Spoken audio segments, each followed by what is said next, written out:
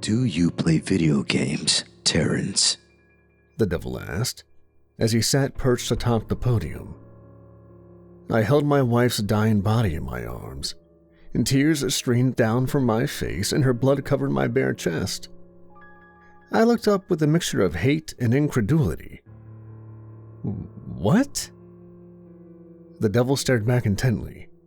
In an instant, he flashed from the podium to appear 2 feet in front of me, kneeling over to look me in the eyes. You have to be a gamer. What are you? A white male in your mid-20s. You're the target demographic. The devil stood straight and adjusted his pinstriped suit. Regardless, let me tell you the rules, my boy. I looked around me, desperately trying to find an exit to escape with my wife. I realized the chapel around me had vanished. Only a thick fog surrounded us. The only thing I could see clearly was the podium and the well-dressed devil. Dark Souls. Ah, yes. A game for true patrons of the arts. You know of it. The devil noticed I wasn't paying attention and flicked his hand at me. An unseen force jerked my head around to look at him. Yes, I've seen videos of it online, I stammered fearfully. The devil's dirty yellow eyes stared back at me. Then he smiled, showing his sharpened teeth.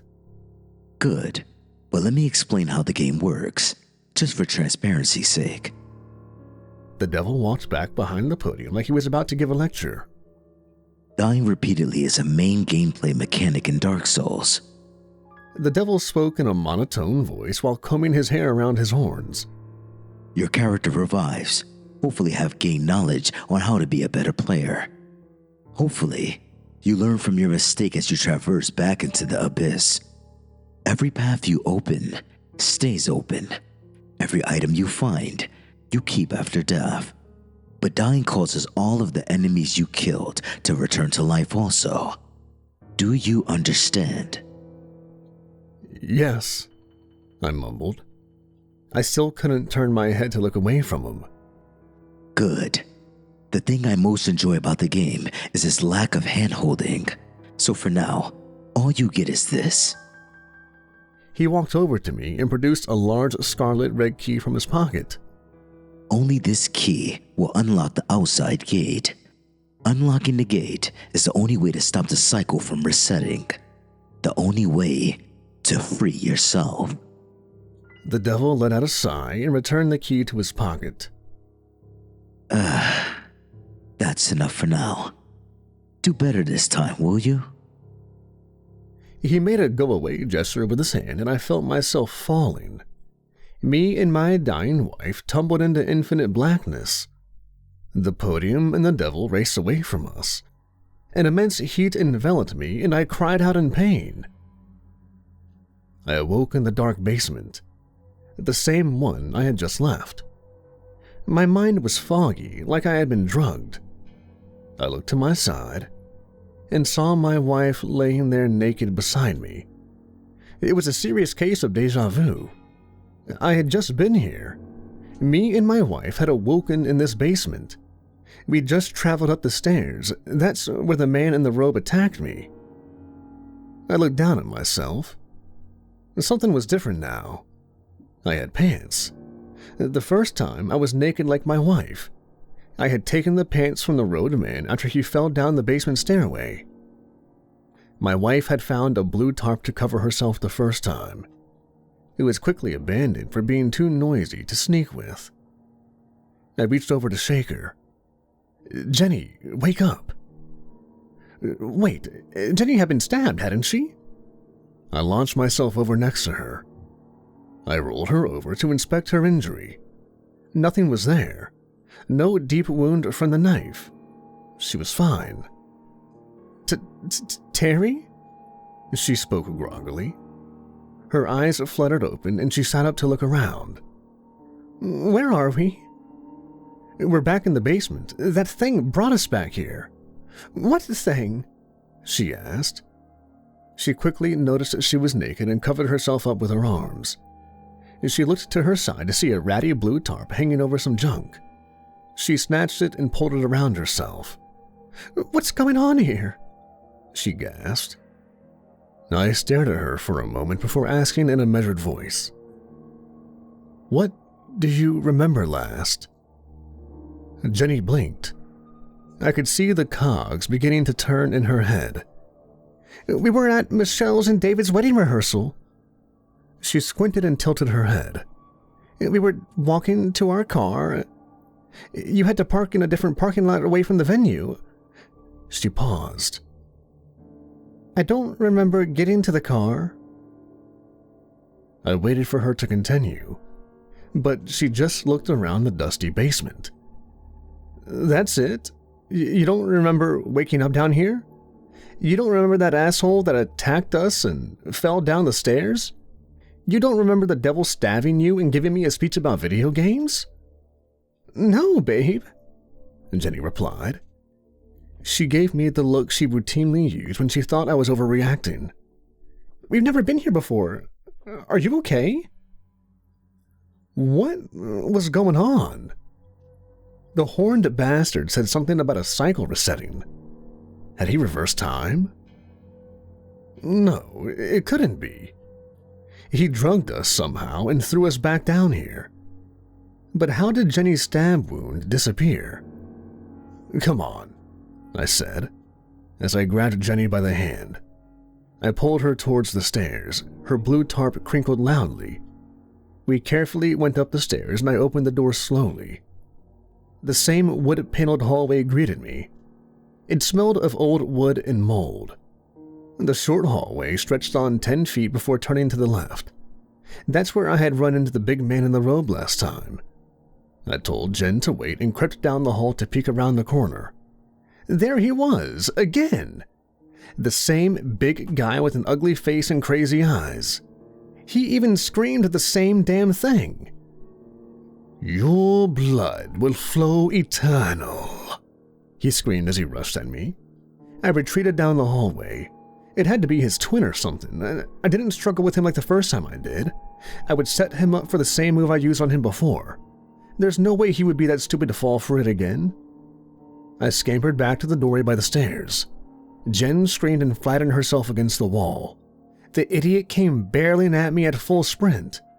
I caught his momentum, crossed my leg, and performed a textbook hip toss. His speed and weight caused him to become airborne before cracking down hard on his head halfway down the steps and tumbling the rest of the way. He lay very dead at the bottom, his leg twitching a little. Jen screamed louder, and I stood dumbfounded. The idiot didn't remember. I had killed him the same exact way the first time. I had fought him for longer, trying to wrestle him to the ground before I realized I was about to be pushed down the steep stairs. It was a cycle. Time had repeated.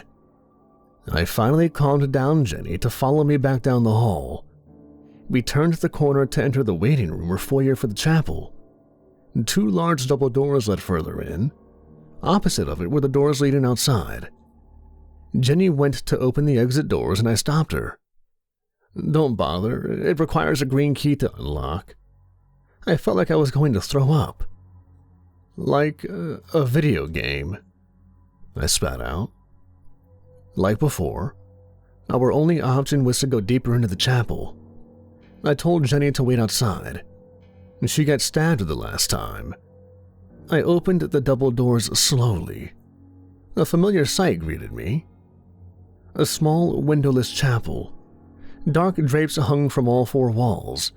Strange symbols and writing were spray-painted all over them. Looking too long at these symbols made my head hurt and my vision blur.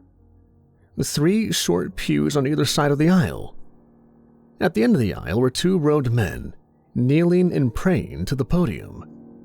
These are the assholes who held me down while that devil stabbed my wife in the belly. She didn't even act like she saw him when he was upon her to kill her.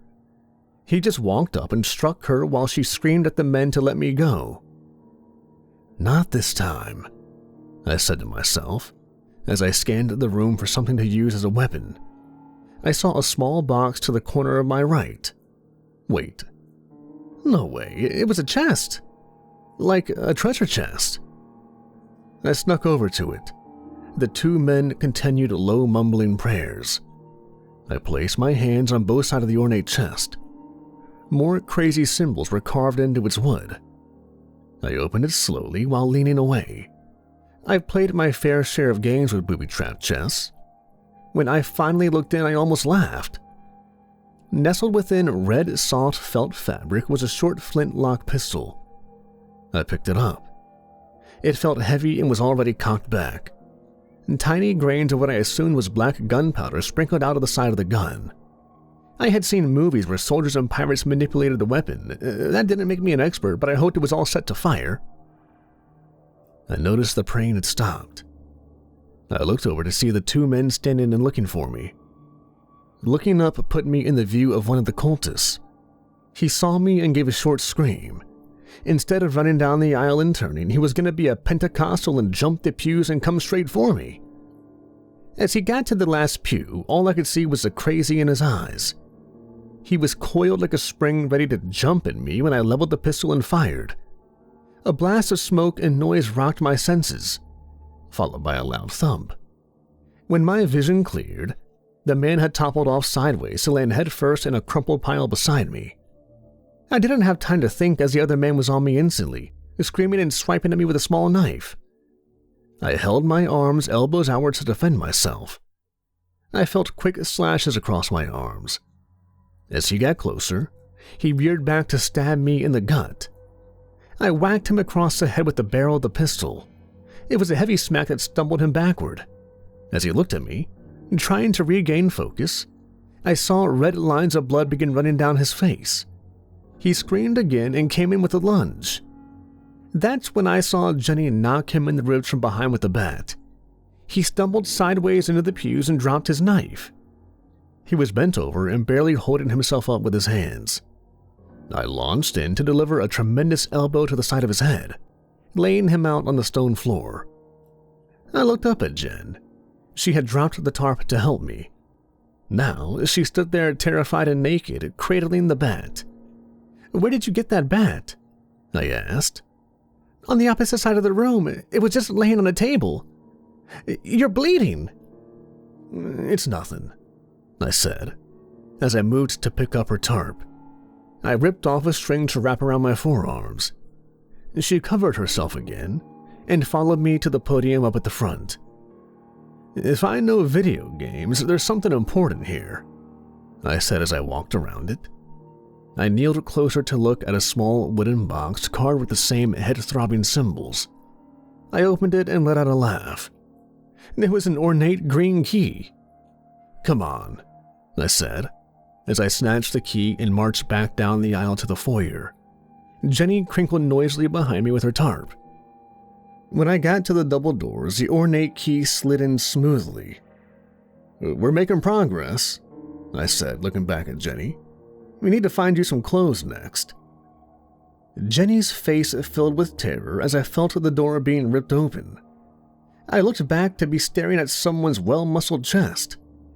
I looked up to see a face shrouded with clear plastic tarp, a rope tied tightly around the thing's neck. Fog from the thing's breath sucked the bag in and out. I tried to step back from the giant, but he swung on me with the meat cleaver, biting onto the side of my neck. He then grabbed me by the head and launched me outside past him. I flew off the small front porch to land face first in the dirt. I tried to get up, but didn't have the strength to push myself up. I could see my lifeblood pooling out before me. I heard a scream as Jenny landed on the ground in front of me. I reached out to her, and she to me. The giant stomped over to tower over Jenny. I tried to call her name, but only gurgled out blood. The cleaver came down to bury itself in her head. Her eyes bulged, and she shook slightly. Then everything paused. Jenny froze in her spasms, and the giant froze bent over. My pain stopped, and I noticed I was no longer choking. A pair of shiny dress shoes walked over to stand in front of me. "Get up," said the devil, as he looked down on me, disappointed. I sat up and stared at my wife. "Don't worry about her, you dunce.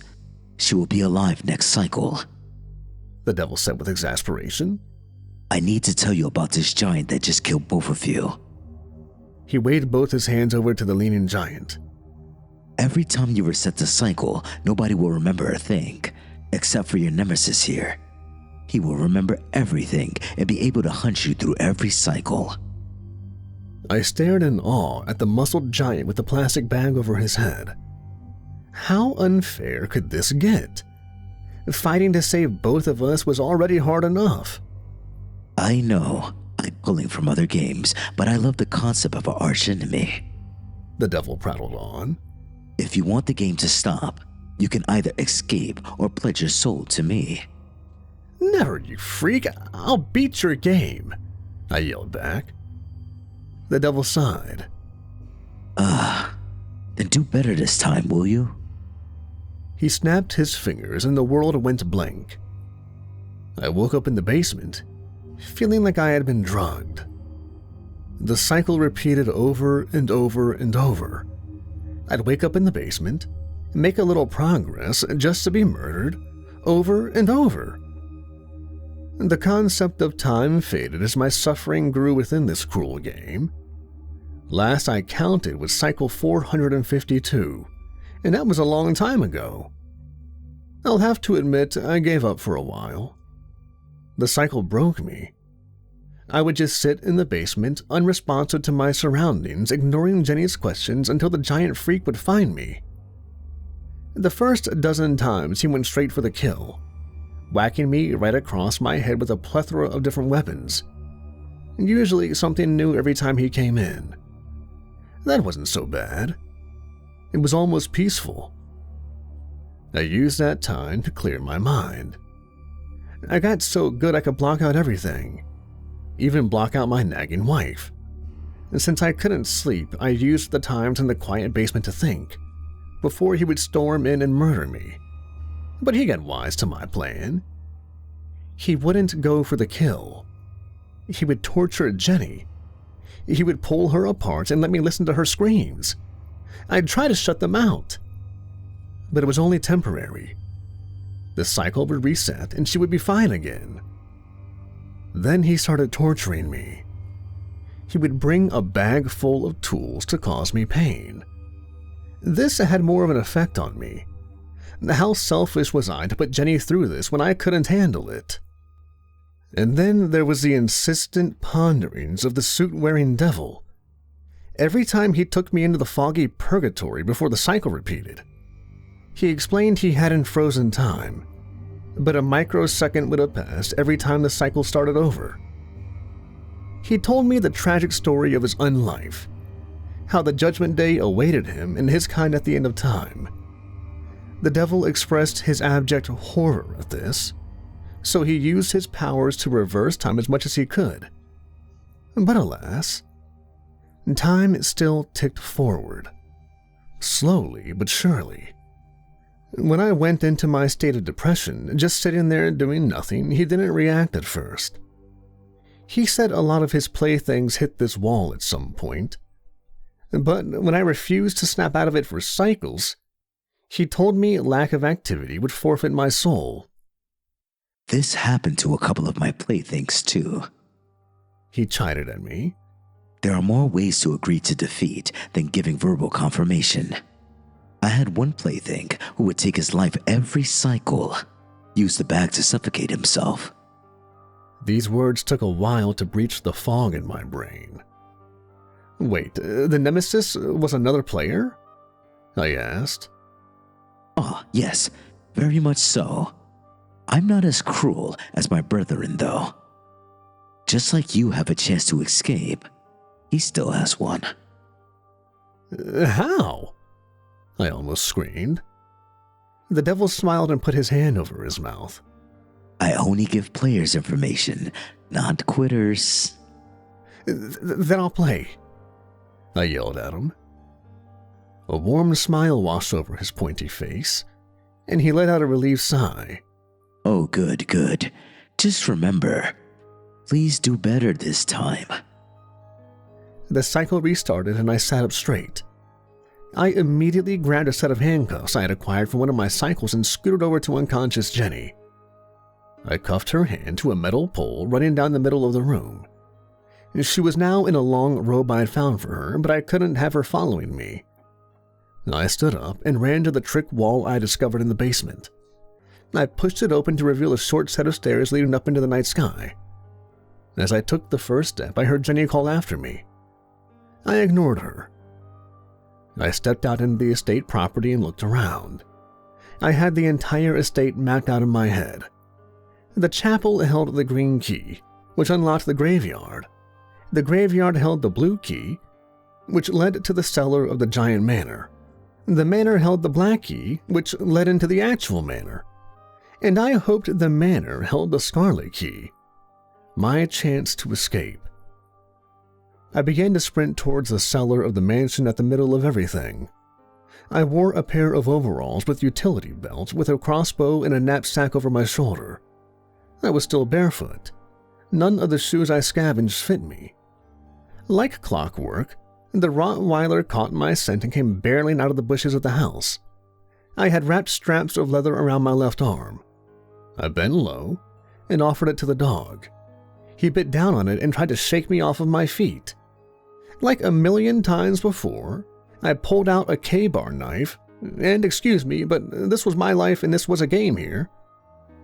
I jammed the knife up through the dog's head. The dog whimpered and convulsed. I felt terrible the first times I'd done it, worse than having to kill humans, but now I felt nothing, just cold. I slung the dog off to fall dead to the ground and began walking to the cellar doors. I flung them back to release the same bats that always escaped into the night sky. The stairs went down into darkness. I ignored the torch on the wall. I had found a flashlight already. The flashlight did little to show the way down to the 40-foot descent. It didn't matter. I knew the way through the wine cellar maze. I turned its corners and dodged its traps. I walked up to the cultists hiding in wait to kill me, only to kill them with brutal efficiency. The first one always jumped down from behind me with a fearsome yell. I would quick turn and put my K-bar knife into his neck before he could lift his heavy axe. The next one would wait for me to pass a dark alcove between the shelves before shooting me in the back with a crossbow. I snuck up to reach through the shelf behind her and grab her by the throat and her knife too. I knew how to avoid the other 5 hiding in the dark. Then, I would come to the door that led up into that house. 2 big bastards guarded it. I had fought them enough to learn who was the slower of the 2. My crossbow zipped right into the middle of the quicker one's dark hoodie, and he collapsed like a sack of bricks. The slower one pulled a sharp hand scythe from his robes to meet my charge. I screamed his name at him. Teddy! He freezes for an instant for me to slice across his weapon hand. He drops the scythe with a yelp and steps back. Too late. I'm inside his reach and slash him across the throat with a brutal swipe. He dies quicker than normal. It must be because I'm angry. I run up to the locked door and produce the black key from my knapsack and open the door into the manor. It gets harder from here, like cultists in armor with poison knives. Maybe I could unlock the front door to the manor and save myself the trip through the cellar. A thunderous explosion erupts behind me. I turn to see the giant, with overalls and a plastic bag tied over his face, storming through a destroyed wine rack he just busted through.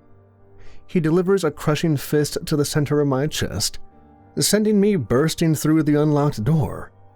I struggle for breath as he stalks up to stand over me. I dig the K-bar into his foot. He lets out a grunt of anger and reaches down to seize me by the neck and yank me up to eye level. "Kill me, you son of a bitch!" I wheeze at him, the sack on his face expanding and deflating rapidly with his angry huffing. "I'm never gonna give up like you, sack boy!" I spit. This makes him mad. He reaches up and puts a nasty hand around my mouth, and with a jerk, painfully snaps my head to the side. I awake in the basement. Damn it! Time to try again. I use the next couple of cycles mapping out the manor. I do unlock the front door eventually and get a sweet shortcut past the cellar. I kill a bastard with full plate armor. Now I'm wearing partial plate armor to not slow me down. Somehow the giant's in the manor now. He must have a skeleton key. I don't know how he bypasses all the locked doors. I can't outmaneuver him. He cheats too much. He cheats. Maybe I should cheat. I go back into meditation for a couple of cycles. Jenny screams at me from her handcuffed position, but I ignore her and plan. When the giant asshole finds me, I don't give him the satisfaction of an easy kill. I taunt him about his plastic sack. I taunt him about how he gave up and I'm still going. He makes me pay for it, but I take a piece out of him each time. I never kill him, but I make him bleed. I learn his tactics. I seek him out and go straight for him. And finally, when I think I've seen every move and counter, I'm prepared to enact my plan. If I open the gate door, I'm free, right? I ask the devil in the purgatory between cycles. He turns to me, curious. Yes, Terrence. Those are the rules. I mean, no BS. I don't need the key. I just need to get through. The devil laughs. Sure, my boy. But you know it's electrified. You can't climb it. I need your word. I just need to get through the scarlet door. A sly look crosses the devil's face. You have my word, I dare say. You have my attention. The fire in your eyes is delicious. Let's restart the cycle, I say, cutting him off. He guffaws at me and waits for the cycle to repeat. When I was a kid, my father had a chess game on the family computer. He taught me how to play, and I could only make progress against the enemy AI when it was set to very easy. I would challenge myself by playing against the computer when it was set to expert. I wouldn't make it more than 5 turns before I was defeated. No matter how hard I tried, the AI knew all my moves in advance. You see, it was programmed to react to well thought out and measured moves. But I discovered I could last a lot longer if I would randomly place a piece every other turn. The computer would try to make sense out of nonsense. It would throw its whole plan off. That's where the AI failed. It didn't account for random human stupidity. It had plans and counterplans for everything. But not for a 10-year-old boy having fun.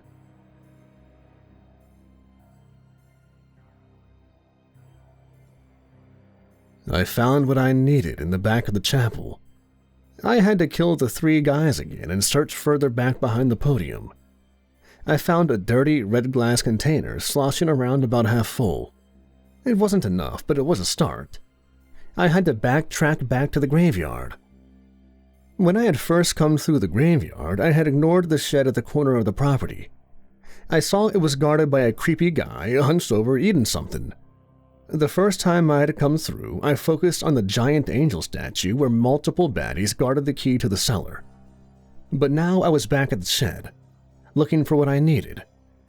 The hunched-over man took a crossbolt to the neck. The creature stood up and spun to face me. That's when I realized I was wrong. It was a woman. A saggy, balding woman. She ran towards me with blood and spittle foaming out of her mouth. She was eating a possum.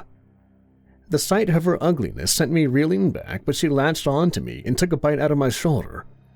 I stabbed her repeatedly with the gut in my K-bar. After a good minute of thrashing and kicking and scratching, she fell off of me dead. I was bloodied and beaten. She had been a tough one. Whatever she was guarding had better be worth it. I kicked open the shed door with my knife raised to stab. It was a dusty shed covered with cobwebs, boxes of crap everywhere. I started searching and I came across 2 treasures. One was a machete, sharp and slick with oil, and the other was a can full of lighter fluid. I stored it in my knapsack and looped the machete in my belt. I was briskly walking back to the chapel to drop off my loot. I exited the graveyard's gate to see a familiar figure, the giant. I brandished my new machete in front of me. Time to try out my fancy new weapon. I let out a haggard cough that doubles me over. I threw up on the ground. My whole body was shaking and I broke out in a cold sweat. Oh God, this woman had poisoned me. The giant saw this and began stalking me with his massive shovel. A deep chuckle emitted as a rumble from his throat. I wasn't going to let this monster have his way with me in my weakened state. I fired my crossbow into his crotch. The giant turned just in time for the bolt to stick into his thigh. I did this to him a lot, so he expected me to attempt a nut shot. He roared at me and began to sprint the rest of the distance between us. I pulled out my K-bar and ran it across my neck. I fell to my knees as my lifeblood flowed out of me. The giant was upon me, his shovel raised to cave in my head. But he froze as I entered the smoky purgatory. I could breathe again and the bleeding stopped. I turned to see the devil standing behind me, looking disappointed. Are you going to start killing yourself every time your nemesis shows up? He asked. No, I'm just not going to let him butcher me when I'm half dead already.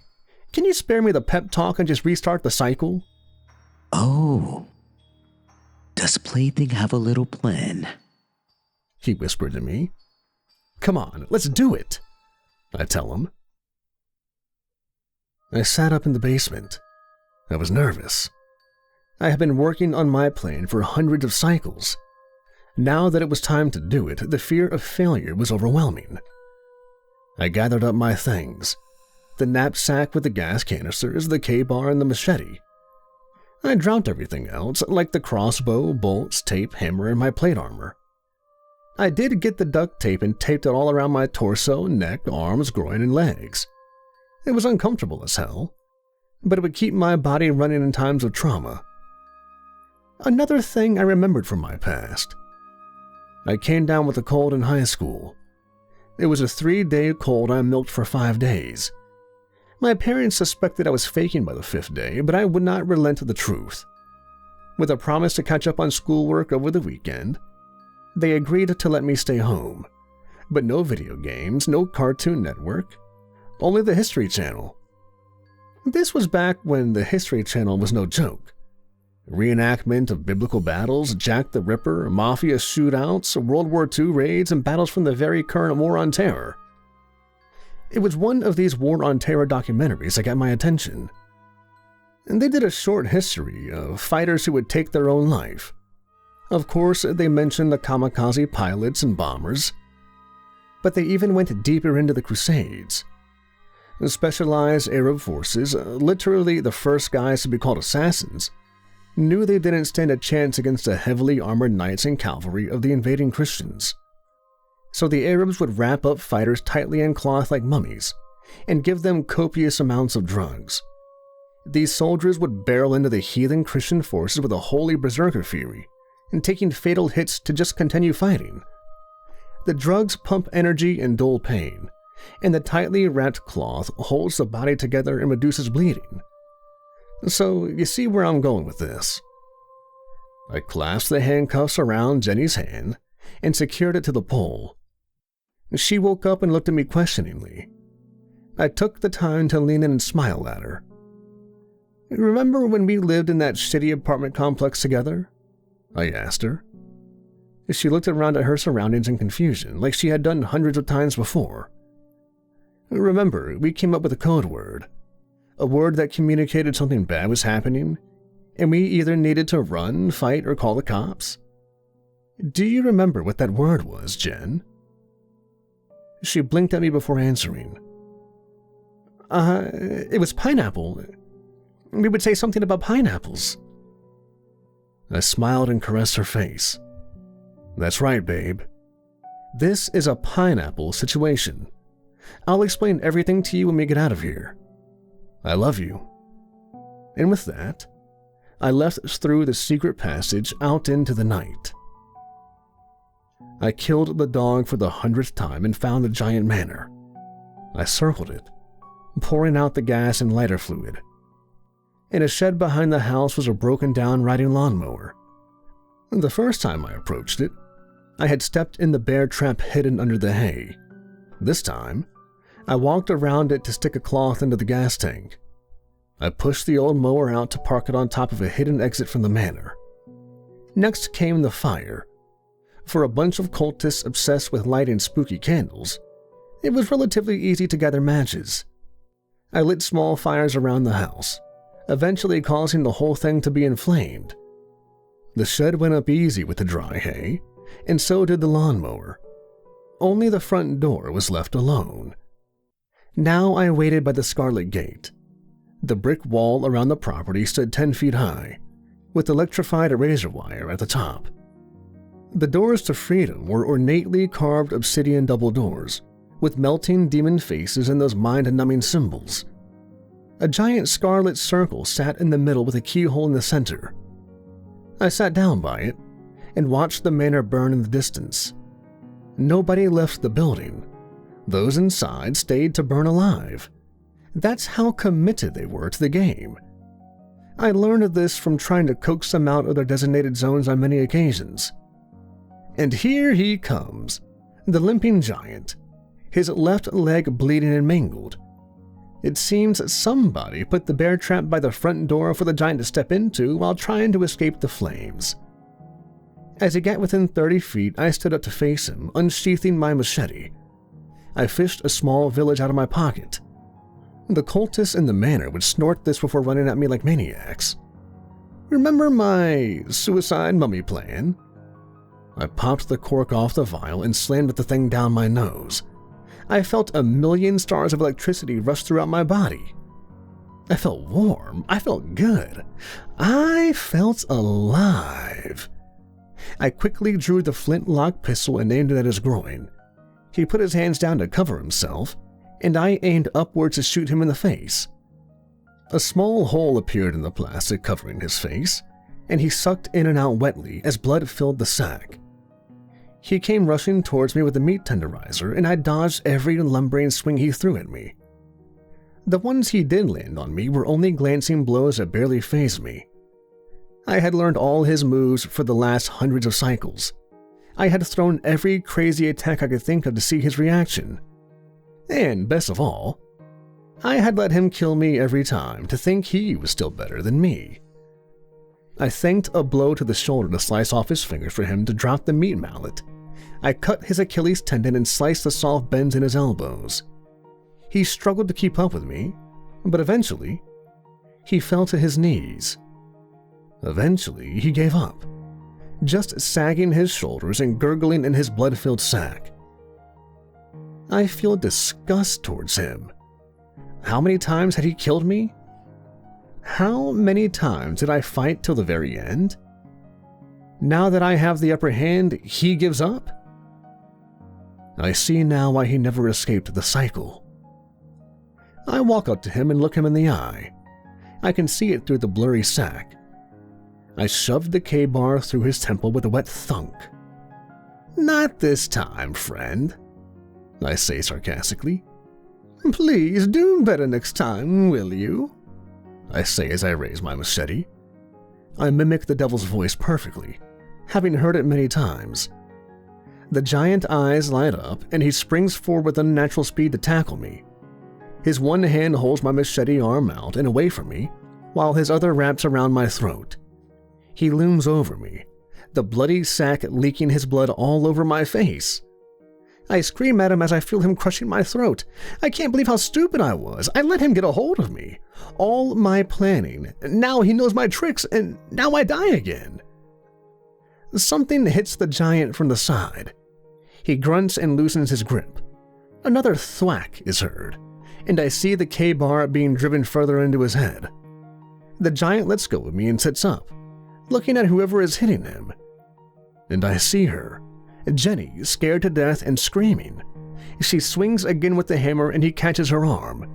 I sit up and swing my machete with all my strength to embed the blade right into his face. The giant lets go of Jenny and she delivered a final blow into the giant's eye. The giant topples backwards and thumps to the ground. I stared at the dead giant and then at Jenny. And how did she get here? She didn't have the cuffs on. She looked at me furiously. "You don't say pineapple and then leave me, asshole!" she screamed at me. I couldn't help but smile. She must have found the handcuff key and all the junk I left. How dumb was I? This whole time I was protecting her and she had saved my ass twice. "At least you're not naked this time," I laughed. She looked at me confused. I scooted over to the dead body of the giant and began patting him down. I was beginning to panic as I found nothing in his overall pockets. Jenny questioned me and I ignored her. Finally, I thought to check his neck, and there around a leather loop was a key. A skeleton key. He had a skull and crossbones on it. The devil was oh so obvious.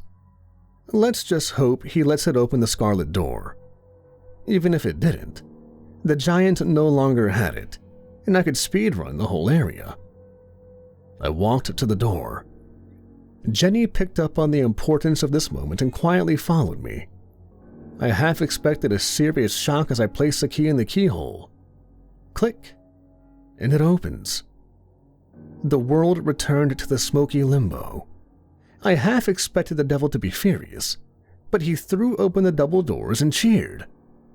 Well done, my boy. Good show. He yelled as he began clapping. And the miss is coming with the save at the end. Mwah. He gave a chef's kiss. So, it's over. We're free, I asked. Well, one of you is free, he replied. What? No, you said. I said it ends the cycle. He interrupted. For one of you. His demeanor stiffened and he stared at me with his yellow eyes. Either you are free and she dies here, or she is freed and you become my new hunter. He stated flatly. Come on, I'm a devil. You knew there would be a catch. I would love to say I selflessly sacrificed myself for Jenny to be free, but I had been here for ages, and all I wanted was freedom. But what was freedom without saving the woman I loved? I sat there for the longest time. I considered every possibility. I had no doubt I could make someone quit if I was a hunter, but what sort of existence is that? Damning people to hell? The devil stood by patiently, letting me decide. I looked up at Jenny, frozen and terrified. She was my hidden weapon. All I needed was her the whole time. I couldn't abandon her. I reject both your offers, I finally said. The devil raised his head to look at me curious. Instead, let's up the ante, I said. Now I had the devil's full attention. Put us back in the game and let us both play. Let us both remember. Don't wipe her memory every time. I saw a sparkle in the devil's eye. Make it harder. Make it 2 hunters, whatever. We'll both get out, and you'll have to let us out, I screamed at him. The devil sat and thought, his hand to his chin. After a moment, he looked back down at me. New game, huh? I agree to your terms. You both remember and both have to make it through the gate, but I will make it much harder. Deal, I spat. The devil grinned and lifted his hand. Then, please do better next time, will you? And this time, we awoke somewhere. Somewhere completely different.